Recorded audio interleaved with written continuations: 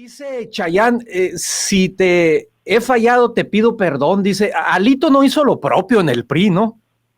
Pues parece que no. ¿Cómo ves? A ver, renovación de la dirigencia del PRI. Yo anunciaba 3 temas esta mañana que íbamos a conversar contigo. Vamos por el principio. La renovación de la dirigencia del PRI. Apenas hace poco más de unos 8 días, Alejandro Moreno, reforma a puerta cerrada prácticamente los estatutos, prolonga su estancia en la dirigencia y luego vienen un grupo de priistas encabezados por Dulce María Sauri y se van al tribunal. Vámonos por partes. ¿Cómo estás leyendo eso? El TUCAM. Todos sí, unidos exacto. Contra Alito Moreno. Es correcto.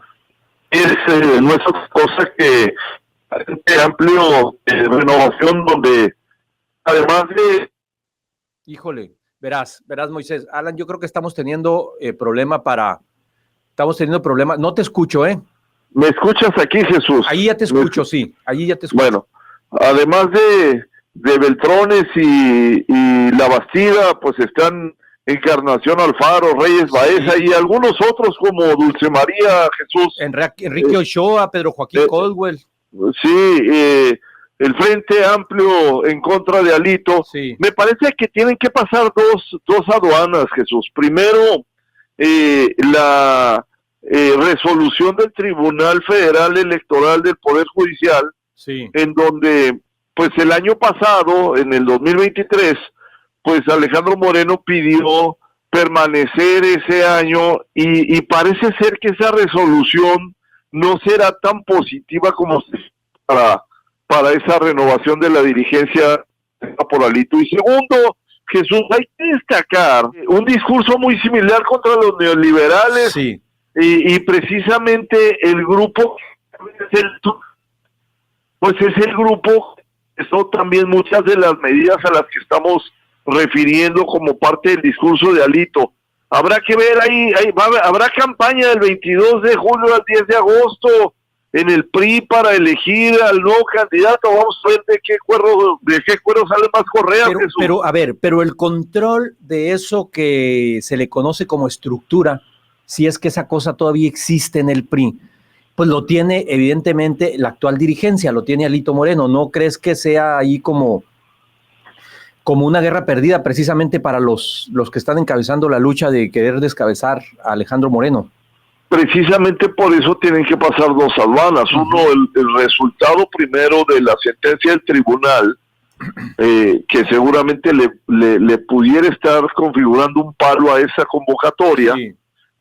Y segundo, pues la animosidad que tengan los propios integrantes de este frente en los medios, descalificando todo lo que se está haciendo precisamente en la renovación del partido. El resultado al final es el deterioro de la propia fuerza política, Jesús. Sí. Me parece ser que están contribuyendo a darle la razón a muchas de las personas que precisamente señalaron lo que estaba pasando ahí. Sí, de hecho, un poco coincidiendo contigo, los y la expresidenta del PRI, que nos referíamos hace rato, Dulce María Sauri, Enrique Ochoa, Pedro Joaquín Caldwell, Mario Fabio Beltrones, etcétera, aseguran que esta impugnación a la Asamblea Nacional, estoy leyendo el comunicado textual, es el primer paso que tomarán al respecto, pero resaltaron que aún habrá otras impugnaciones contra las reformas que se han hecho a los documentos básicos del partido. ¿Cómo te imaginas que va a terminar el PRI después de esta guerra intestina?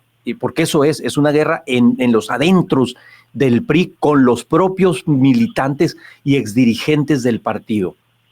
Pues mira, muy desgastado, porque todo lo que está pasando hacia adentro se refleja hacia afuera con un ánimo muy negativo. Me parece que el tema tiene que ver con la lucha por quedarse con una, yo no quiero decir franquicia, pero sí una posición política que eventualmente podía haberse reconstruido de abajo hacia arriba, pero que está mandando una mala señal hacia el electorado, Jesús. De acuerdo. Me parece que muy desgastado. De acuerdísimo. Y a como quedó la correlación de fuerzas, eso no le conviene a nadie, pues. O sea, yo creo que que el país sí requiere, y perdón por el lugar común, pues, pero sí requiere partidos políticos de oposición medianamente fuertes. El PAN también tendrá que pensar qué va a hacer en ese sentido. Obviamente, pues Movimiento Ciudadano, pues ahí la jugará, pero sí, ojalá las cosas en el PRI y en el PAN pues se logren recomponer. Al menos es la impresión que yo tengo y es también un poco el deseo que tengo porque no se ven los contrapesos por ningún lado, pues. No, y además yo creo que lo que tendrá que conformarse es una serie de partidos regionales, sí, partidos locales encabezados por los priistas, y tratar de lograr una conjugación para lograr articular una presencia nacional, Jesús. Sí. Recuérdate que nada más tienes dos gobiernos, Coahuila y Durango, y ninguno de los dos tiene una buena relación con el presidente nacional del partido. Es correcto. Bien, pues eso es lo que pasa en el PRI. Por otro lado, Moisés, tú eres maestro en Derecho, te toca de alguna manera la felicitación como abogado. Ayer fue Día de los Abogados y los abogados ocuparon ayer su día, sobre todo los trabajadores y las trabajadoras, del Poder Judicial, para pues tomar de alguna manera las calles de este país. Aquí en Sonora hubo manifestaciones, hubo en todos lados, porque pues se están manifestando en contra de las reformas, o como viene la propuesta de reformas al Poder Judicial. Los foros han ido avanzando, hubo un llamado de la ministra Piña al presidente y a la presidenta López Obrador y a Claudia Sheinbaum para que se sienten a la mesa y dialogar y demás. ¿Cuál crees que vaya a ser el derrotero de estos foros? Como dijo alguien por ahí, los foros son solo para escuchar. Mira, a mí me parece que tiene dos sentidos. Uno para los trabajadores. Sí. Y quiero rescatar las declaraciones de aquel brioso jinete que entró en el 2005 al recinto de San Lázaro, el maestro Ramírez Cuellar. No sé si te acuerdas, sí, cuando entró a caballo allá en unas discusiones. Sí. Hizo unas declaraciones, contrario a aquella animosidad a caballo, ahora muy sensatas. Dijo que está garantizado que no habrá ni políticos, ni militantes, ni seguidores de Morena, que habrá puros independientes dentro de los que se estarán impulsando para que sean electos como jueces. La verdad es que llama mucho la atención esta declaración. La hizo en la Ciudad de México, la hizo en Jalisco. Esta semana es una voz que le ha dado un poco de sentido, sobre todo porque él tiene una personalidad dual. Uno, estuvo dentro de la campaña de Sheinbaum, encabezando una serie de actividades que tenían que ver con cuestiones temáticas, y será un papel fundamental dentro de la bancada de Morena en la Cámara de Diputados. Entonces, esta declaración como que abre un resquicio de respiro, valga la expresión, sí, Jesús, para el tema de los trabajadores.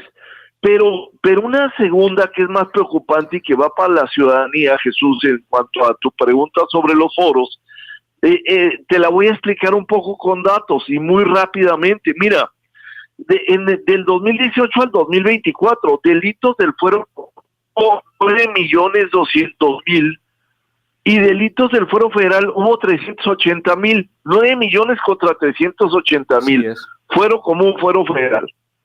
Y así como pasa en las policías, para atender 9 millones de delitos del fuero común, tienes 222.000 policías estatales y municipales.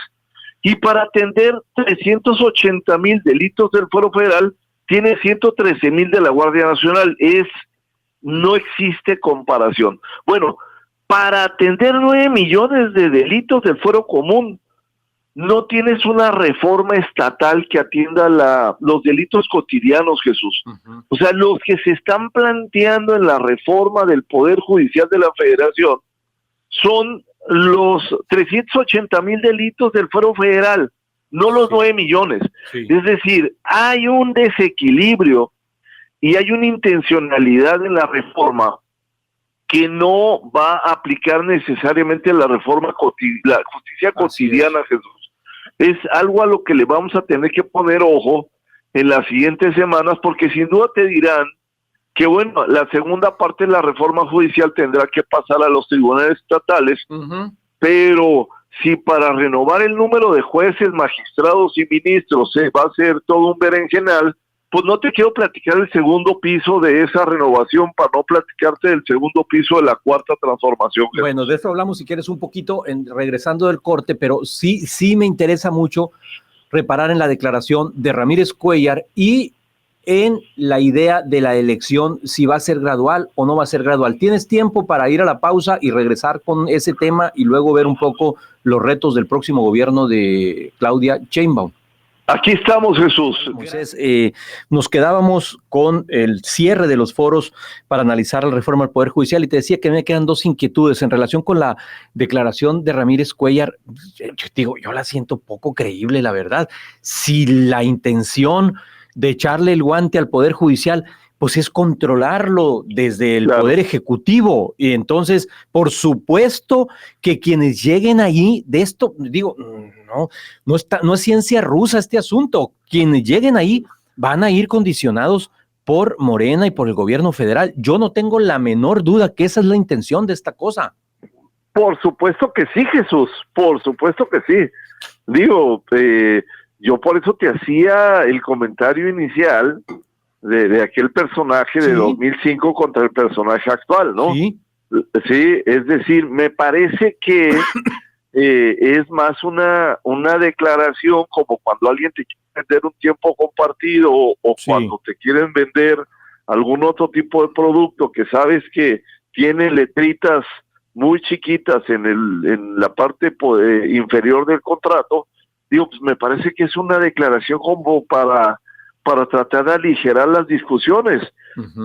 El tema de la gradualidad, los temas que tienen que estar reposados dentro de la ley es el respeto a la carrera judicial, es decir, aquel que fue proyectista, aquel que fue secretario, aquel que fue auxiliar, aquel que sigue teniendo una formación continua, un profesionalismo demostrado. Me parece que contrasta la declaración de Ramírez Cuéllar con la declaración de Núñez, el presidente, en el sentido de que no importa que no tengan experiencia, que es más, los que recién salgan sean integrados como jueces o como magistrados, porque tienen más buena voluntad. Decían en aquella época con Vicente Fox que hay dos cosas que se acaban con el tiempo, la inexperiencia y la buena voluntad. Me parece que aquí lo que tienes que hacer es privilegiar la formación judicial, pero sí, por supuesto, pues también tener algunos elementos objetivos y no subjetivos sobre el desempeño de los magistrados, de los jueces, de los secretarios, de los auxiliares, de los proyectistas, de todos los miembros del Poder Judicial. Jesús. Qué capacidad de López Obrador de superarse a sí mismo, ¿no? En términos beisboleros, otra vez la sacó del cuadro con esa declaración de que cualquier morro bien intencionado que haya salido con buenas calificaciones puede hacerla acá. Por eso la declaración de Ramírez Cuéllar, Jesús. Sí, totalmente. O sea, es un poco... Oye, Moisés, a ver, y el otro tema de estos es si se elige solo a los ministros de la Corte o se elige a los cientos de miles de integrantes del Poder Judicial, es decir, si convocamos a una elección o nos pasamos 24/7 en elecciones en México. No, a mí me parece que van a ir por el Chucky, van a ir por el filete los ministros. Van a ir por los ministros primero. Claro. Sí, pues claro. Después van a ir por los magistrados. Sí. Y después van a hacer gradualmente lo otro, porque si no será una complicación logística, operativa, administrativa, de resolución, pero van a ir primero por los ministros, Jesús. O sea, eso me parece que no está discusión, ¿eh? Oye, no, yo también estoy de acuerdo contigo, que por ahí va la cosa. Oye, Moisés, no sé si hay algo más del tema del Poder Judicial. Tenemos también pendiente el asunto de los retos que alcances a ver tú como los principales para el gobierno de doña Claudia Sheinbaum. Esta semana anunció a Lázaro Cárdenas como su jefe de oficina. ¿Cómo la viste? Sí, nombró a Lázaro como jefe de oficina para mandar una señal específica a un segmento que no había sido atendido, por supuesto. Uh-huh. Hay algunas, estas ya no son tribus, ya tendrán otro tipo de calificativo, pero nombró también a Altagracia Gómez esta semana. Sí.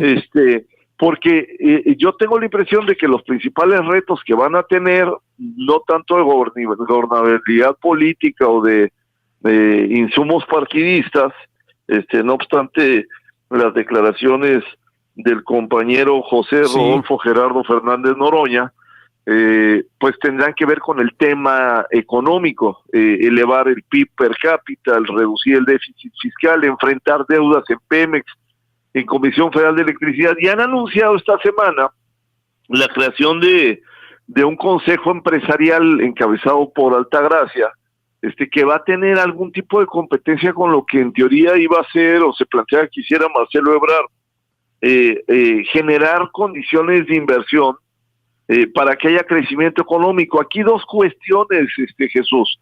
Se están planteando, de acuerdo a lo que ha trascendido, pues una especie de oficina que dependa de Altagracia, que no necesariamente será servidora pública por algunas condiciones en su condición de cabeza del grupo Maíces Industrializados, MIMSA, o este grupo tan fuerte que tiene DINA, que tiene algunas otras entidades de inversión financiera, y que lo que hará sería impulsar un modelo un poco renovado de las APPs, de las alianzas público-privadas, en donde habrán proyectos de inversión específica a nivel local que le permitirá al gobierno tener algún tipo de participación mayoritaria en esos proyectos y a la iniciativa privada recibir algunos beneficios fiscales como parte de su participación en estos proyectos. Es decir, el reto es muy grande hacia enfrente, porque tendrás que mantener los programas sociales, tienes un alto nivel de endeudamiento, hay una exigencia de revertir el déficit fiscal, pero si reduces el déficit fiscal de 5 a 3 o 2 puntos del PIB, pues habrá duda de cómo mantener algunos de los programas sociales con estabilidad fiscal. Tengo la impresión de que hacia adelante van a mantener más o menos el déficit que tienen, van a evitar una recesión, van a tener alguna calificación de agencias calificadores internacionales que les va a bajar la calificación, pero van a mantener el nivel de inversión. Retos económicos sobre el tema de los de gobernabilidad, Jesús, sin duda hacia adelante. ¿Cuál es el papel, cuál sería la diferencia de la intervención de Altagracia Gómez con aquella propuesta de inicio del sexenio de López Obrador con Alfonso Romo? ¿Es algo más o menos parecido? Me parece que va a ser más ejecutiva esta. A ver, yo lo que veo es aquella era un consejo más consultivo, más de sentarse a comer tamales de chipilín y platicar y vender boletos para la rifa del avión y comentar sobre temas con diferentes personajes. Ya te recordarás. Sí, cómo no. Esta pretensión, no sé si se va a lograr, Jesús, porque que encabece Altagracia un consejo de esta naturaleza y se voltee con el secretario de Infraestructura y le diga, oye, aquí necesito que me construyas una carretera, y se voltee con el de Conagua y aquí pegas esto, y se voltee, solo que la presidenta vaya a presidir esas reuniones, pero ya en la actividad del día a día en los gobiernos, pues eso no será así. Entonces, el Consejo Consultivo de Romo, pues era eso, consultar. Esto le quieren dar un carácter un poco más ejecutivo, más operativo, más de aterrizaje. Te vas a enfrentar con dos problemas. Uno, que no se sabe si dependerá finalmente de Marcelo Ebrard porque está centralizado en la Secretaría de Economía Federal, o dependerá de la propia presidenta. Ha trascendido es que no va a ser un puesto de gobierno, por lo que te comentaba hace un rato al principio. Entonces esos dos serán los dos elementos. Y no es una chamba que debería de hacer el secretario de Economía, es decir, Marcelo Ebrard. Es una chamba que en teoría debiera hacer Marcelo Ebrard, con otro carácter, un carácter un poco de impulso de inversión, de atracción de inversión, pero también es una chamba que genera necesariamente infraestructura. Entonces tiene que, me parece que la idea de tener un consejo con una cabeza de ese tamaño, tendría que revertir, además de buena voluntad y de conocimiento, pues todo un mandato que alinee todas a las propias secretarías, Jesús. Muy bien. Moisés, te agradezco muchísimo como cada semana que nos ayudes a echarle una mirada al contexto nacional. ¿Dónde te leemos? ¿Dónde te podemos seguir? @Gómez Reina en Twitter, Jesús, y aquí contigo cada semana. Muchas gracias, te mando un abrazo y que tengas un muy buen fin de semana.